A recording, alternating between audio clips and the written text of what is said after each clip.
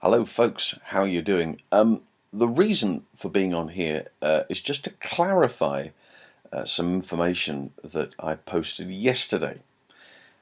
What had happened was that I was in conversation with the really 007 guys on Twitter, and they were talking about product placement.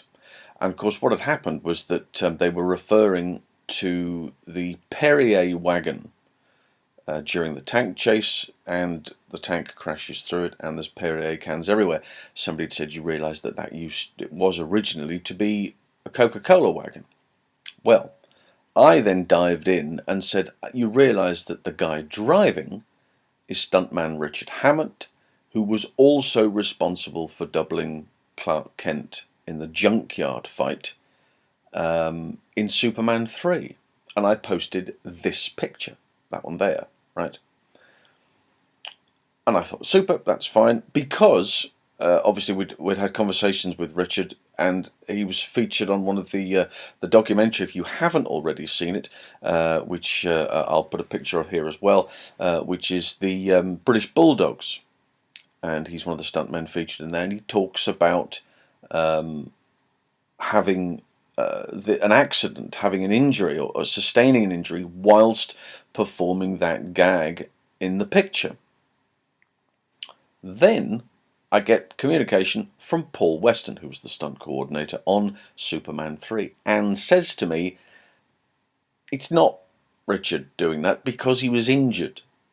It's actually me. So what had happened was that they were using a thing called a Russian swing. I'll put a picture up of a Russian swing in case you don't know what it is. I'm going to put it up here. And there are people at the back of it, and the performer is at the front, and it swings back and forth and back and forth until you get to the appropriate height for the performer to then go and dive a corner. You see them lots in aqua shows, and Cirque du Soleil, I believe, use them quite often in certain performances as well. Paul had said that Richard was using this, had slipped and had fallen, sustaining an injury, so he had taken over. So he was 25 feet high from a container and had to go out 36 feet into the middle of the airbag. He remembers it vividly. So the story that was going about was that it was Richard, and that because of that fall he had sustained an injury. Turns out that he'd sustained an injury before they did the take.